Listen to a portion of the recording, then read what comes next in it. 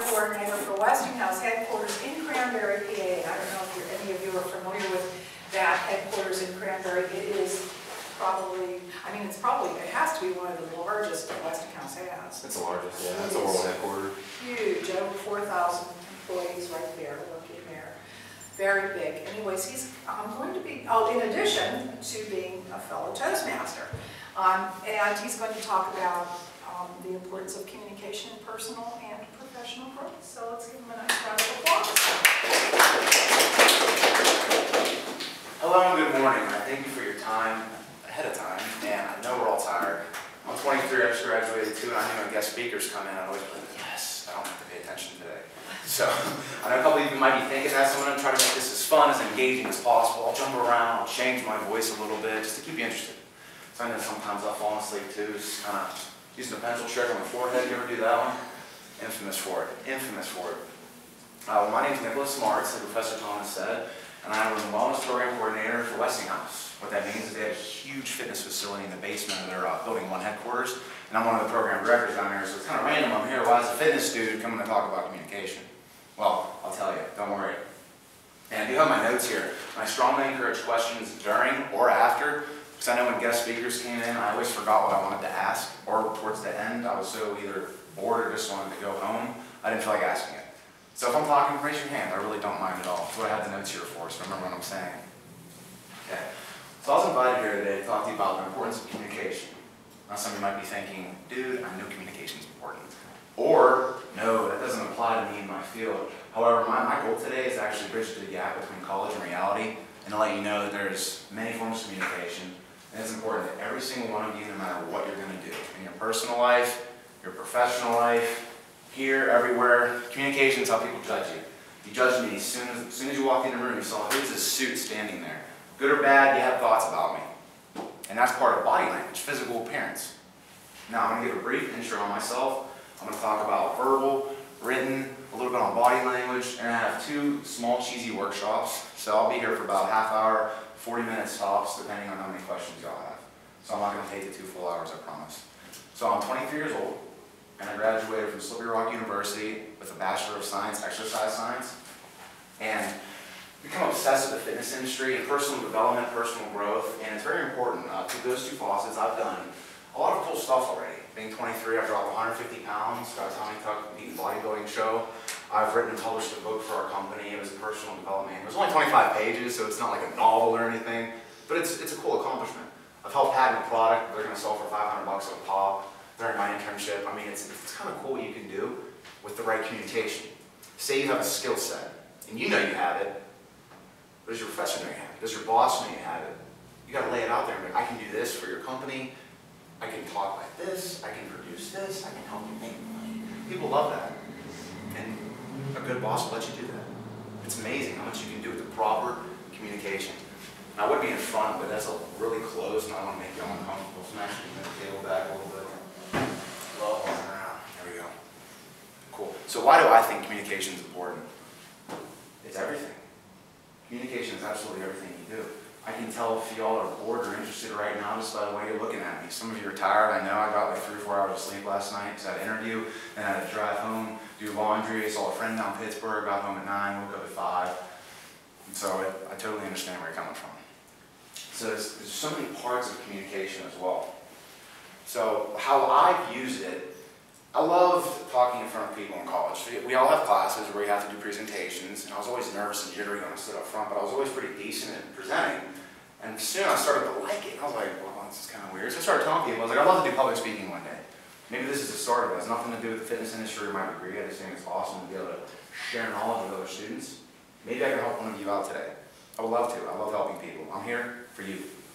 So please, take everything I say with a grain of salt and go take action. Take action. So how I've used it, I've emceed for a bodybuilding show, and that's just from telling my friend, I love public speaking. He's like, well, you want to talk in front of 2,000 people? It's like, oh my God. Of course, I'll do it. Naturally, human beings don't like public speaking.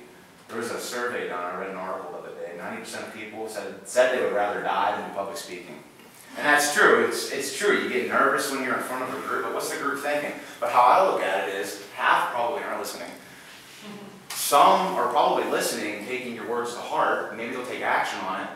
Then another half, or the other students, might be thinking, I got this to do later. I was that student. I was like, well, what can I do after this? I have so much free time. Class might end early. Oh, this is great. Maybe I missed something that might help me in the future. You don't know that. So another thing that happened for my internship, for exercise science, you need a 480-hour internship. So you work there for about 12 weeks, 40 hours a week. There's people standing outside, they're waiting, I don't know. They didn't even come.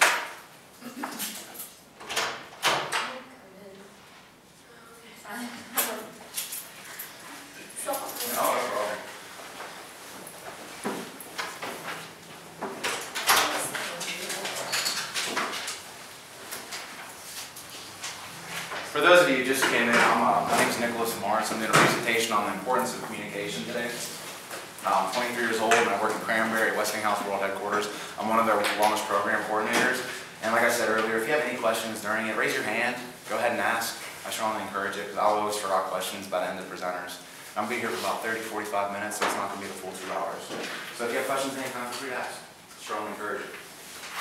So, now I'm not just talking about verbal communication. There's written communication, there's physical communication, such as body language and appearance. I would get a totally different response if I came in here and ripped up jeans and no shirt on, do we agree? And a big Joe Kiesel beard. Totally different response than a suit that I got from Burlington Coat Factory, but it's a different story. So let's start with verbal communication. What you say and how you say it is huge. I can completely alter your way of thinking on one subject just by getting a different combination of words and how I say it. Now, I want to prove an example. Will anyone work with me here? Role play a little bit? Anybody? Come on, we need a volunteer. One volunteer. Okay. What's your name? Donnie. Donnie, nice to meet you, man. Now, role play with me. You're a new client coming into a fitness center, maybe LA Fitness or something, and I'm the exercise specialist there.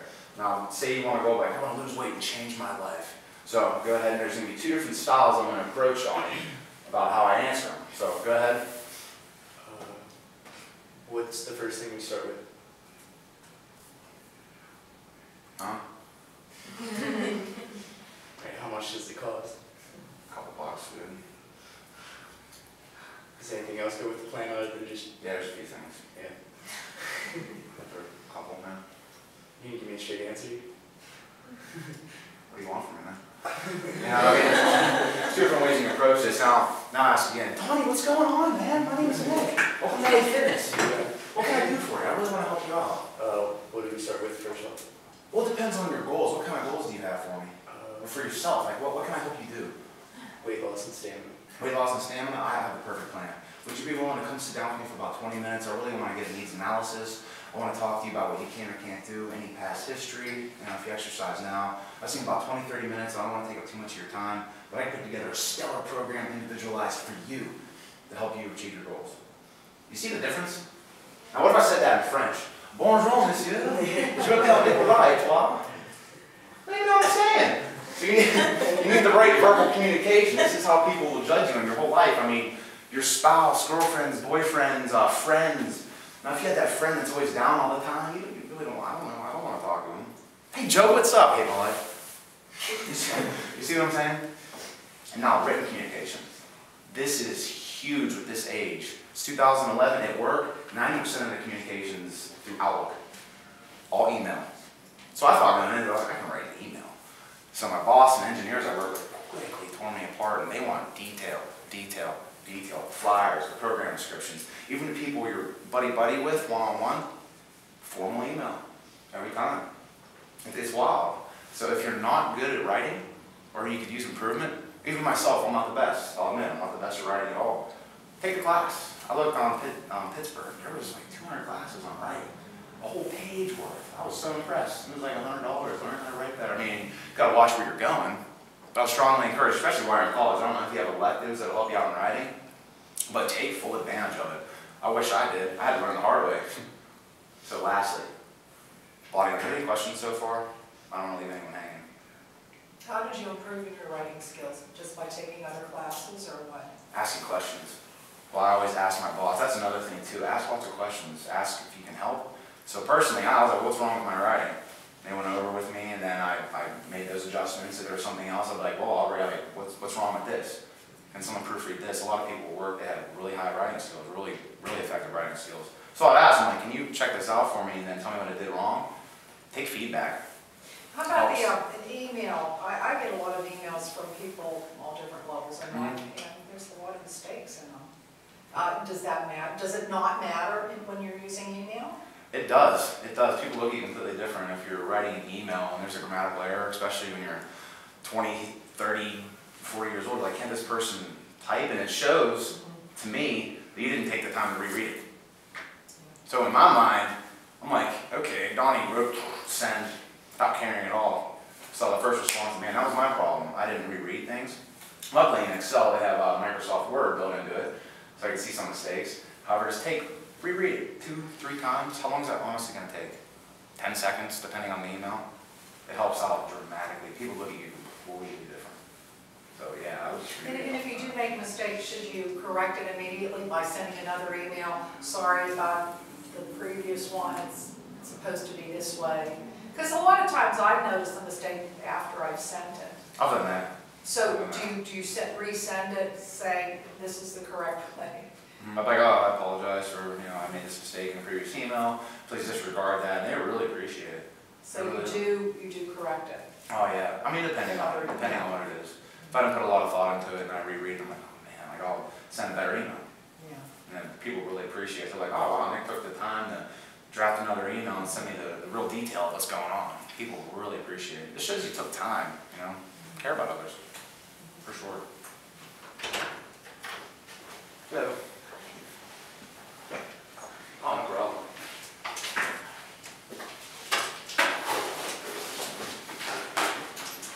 Here's another example of how body language can be effective. Say you're on a date and you can't tell whether the person's having a good time or not. They're sitting there like, yeah, this is awesome. We're on a date right now, and they're sitting there looking at you like, texting someone else. They're obviously not having a good time. Just like today, if someone starts falling asleep, maybe I'll just go up to you right now and be like, hey, wake up, just to keep you interested and engaged. Everything you do, everybody you talk to, change the voice, make it less boring. So maybe today I'll raise my voice a little bit. Change it. Everything matters. Everything matters. Even the body language I'm using right now matters. If I was just standing behind the podium like this, but I still had an enthusiastic voice, you'd probably think I was weird. You'd probably think I was very weird. So typically, with most books, here comes the fun part. Typically with most books and speakers that I've seen, they give you all this great information.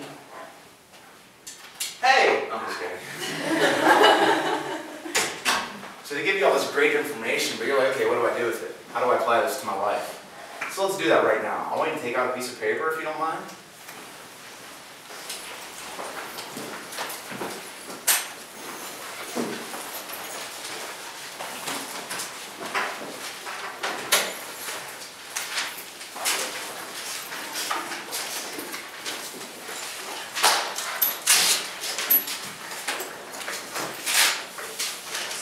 Now, a couple of you probably might be thinking this is going to be cheesy, but a couple hours from now you might say, wow, this really helped me out. Now, at the top of the piece of paper, I want you to write what you plan on doing with your future. Like what field you're in, what job you want, whatever. Write that at the top.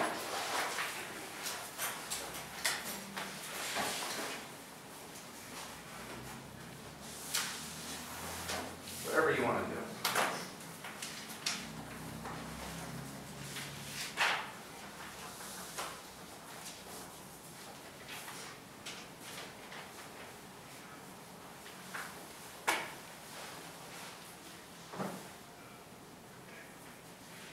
I appreciate y'all taking action with this too. Worth my time to be here, I like that. Okay, now that you wrote what you want to do, under that, I want you to write down what form of communication would help you the most with that. Maybe it's verbal, written, body language, I don't know. Whatever you want to do, right under there, if you could master one form of it, what would that be? Get you thinking early in the morning. Monster, nice.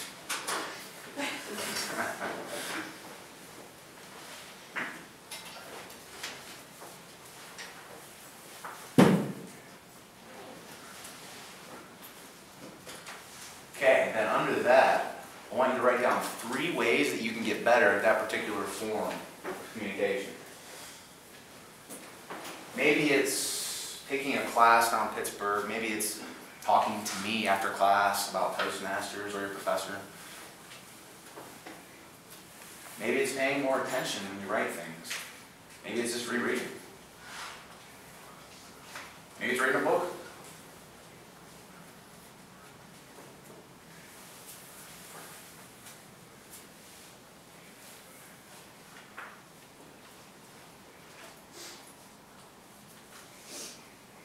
To get you up to speed, we're just writing at the top like what you want to do with your future. Say a job you're trying to aim at, or what field you're in right now. And then under that, what form of communication would work best for it? You know, there's verbal, written, body language. And then under that, write 3 different steps you can take to get there, to get better at that form of communication. All right, next to each step, this is it. Write down maybe a time limit. Can you do this today, tomorrow, next week? Could you have done it yesterday? Maybe just thinking of it right now is helping you out.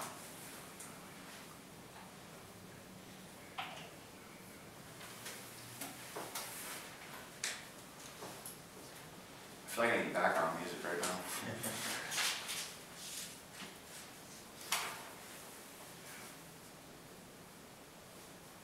So essentially, I just basically taught you a little bit on goal setting.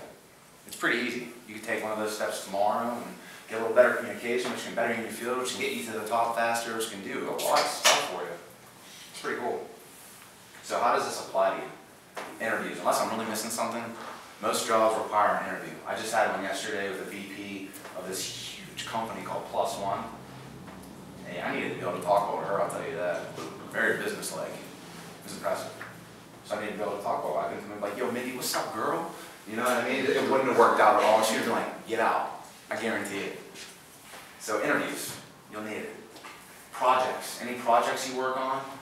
So for example, at Westinghouse, there'd be this huge project, but someone needs to do something right here, give it to the next person so they can work on it, and this moves up like that. And so if the communication was bad from the get-go, the whole project might mess up then.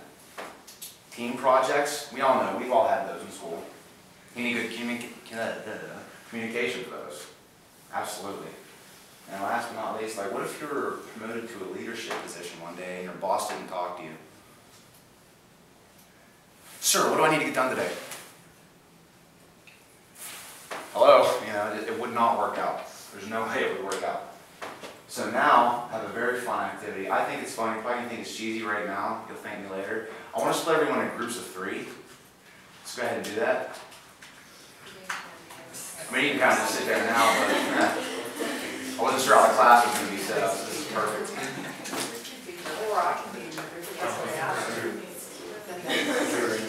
You can do 4 too. It's 3 or 4. By the way, there's cookies at the end of the table if anybody wants that.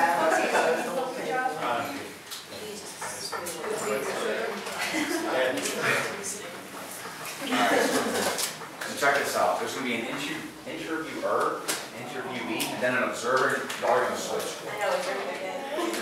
So what I want you to do at first, I want the interviewer to say, ask a random question, it doesn't matter. I want the observer to really see how all the communication tying together can really help. Then interviewee, I want you to sit on your hands. I do not want you to use facial expressions or body language at all, but I want you to talk as enthusiastically as possible about their answer.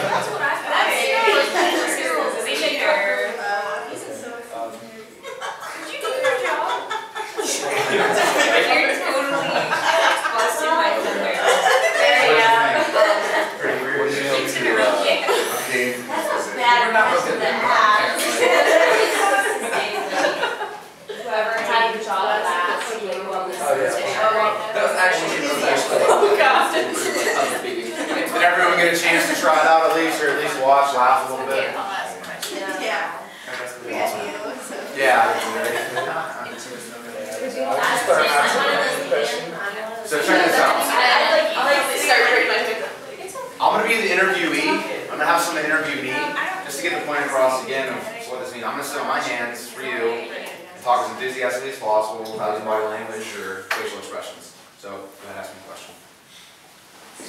How do you help this company? Well, I'm so excited about this company.